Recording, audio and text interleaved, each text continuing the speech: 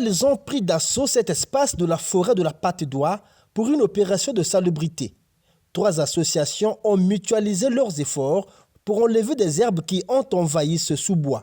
Comme nous évoluons à Djata, quand il y a eu l'opération de planting des arbres ici par le gouvernement le 6 mars, nous avons participé efficacement. Depuis lors, nous avons constaté que le site était presque abandonné. Nous avons vu les arbres périr sous les herbes et tout. Voilà pourquoi nous avons écrit aux autorités pour dire que nous prenons l'engagement, l'initiative de pouvoir assainir et prendre soin de ce site par rapport à l'importance que nous accordons à l'environnement effectivement. Ces arbres-là, ça donne vie, c'est vraiment naturel. Il ne faut pas qu'on puisse négliger ça. Tout le monde en vit avec les arbres. Les arbres, ça donne aussi la santé pour la population. C'est mieux qu'on puisse appuyer ça parce que c'est vraiment bon. Ne dormons pas. Levons-nous. J'appelle les ONG de venir assainir. Nous ne faisons pas seulement pour l'argent, non. Mais on fait d'abord pour rendre le pays propre. Parce que si un endroit est propre, ça chasse les maladies et tout. Donc. Une initiative citoyenne organisée le 3 janvier dernier à l'occasion du premier samedi du mois. Brouettes, râteaux et pelles, un matériel aratoire bien insignifiant au regard de la tâche à effectuer. Et vous voyez, il y a beaucoup de gens ici. Malheureusement, il y a eu manque de matériel.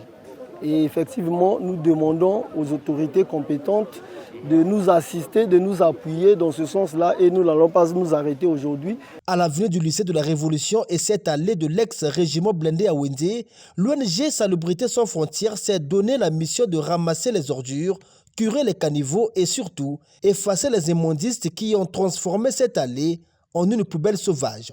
Le tout avec la logistique de la société Al-Bayrak. Bon, le choix de cette avenue, parce qu'à chaque instant, les enfants des écoles passaient sur cette avenue. L'avenue était devenue un dépotoir des ordures, des ménagers, des gens du quartier. On a pensé aujourd'hui de l'embellir. Le ministère en charge de l'assainissement, que je le salue en passant, Monsieur le ministre Juste Désiré Moundélé avait mis toutes les dispositions afin qu'après le travail, il y a la société à Al-Bayrak qui va s'en charger de collecte des déchets. En descente sur le terrain, Juste Désiré Moundélé a loué l'initiative de ces ONG et associations qui font œuvre utile.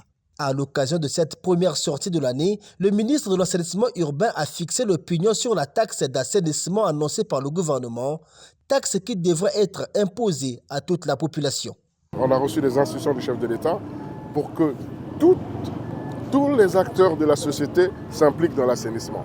Il ne s'agit pas de créer des taxes, le Conseil des ministres n'a pas créé des taxes, mais le Conseil des ministres a fait un constat. Les précollecteurs qui sont payés par les ménages, que font-ils? Ils prennent les ordures à 50 mètres, ils viennent les entreposer ici. Et ça devient une décharge sauvage. Et ce type de décharge sauvage pose des problèmes d'hygiène, des problèmes de santé aux populations. Donc en réalité, il ne s'agit pas de créer une taxe, il s'agit simplement déjà de voir dans quelle mesure impliquer les collectivités locales, donc y compris donc les mairies d'arrondissement. Il s'agit aussi d'identifier ces précollecteurs et ces collecteurs des ordures. Il s'agit aussi de voir dans chaque ménage combien ces ménages payent et comment faire en sorte que ce métier, parce que c'est un métier, soit encadré. Intensifier l'assainissement, c'est aussi pour Juste Désiré Moundélé organiser les marchés domaniaux. Dans cette optique, le ministre qui a échangé avec les gestionnaires du marché de Wenzé a promis revoir la gestion de la taxe prélevée auprès des vendeurs et commerçants, de l'argent qui, aux yeux du ministre, n'est pas utilisé à bon escient. On a du mal aujourd'hui, on prend le cas du marché de Wenzé, on aura du mal à dire exactement quel est le budget de l'assainissement payé par les usagers du marché. C'est pour nettoyer. Mais l'opérateur n'a pas de contrat avec les marchés domaniaux. Ces marchés domaniaux ont leur propre gestion, gèrent librement leurs fonds, leurs ressources. Et il y a dans la structure de leurs prix, de leurs tarifs, une taxe qui est liée à l'assainissement. La question ici maintenant, c'est de voir comment structurer cette taxe, comment la digitaliser, comment est-ce qu'elle peut passer directement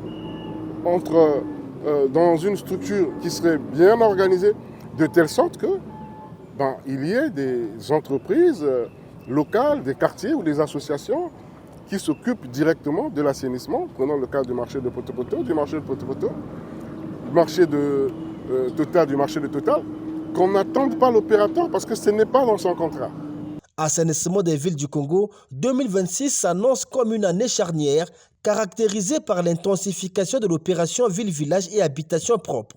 Il est aussi attendu en cette année la promulgation de la politique nationale de l'assainissement, déjà adoptée par les experts en la matière et partenaires au développement de la République du Congo.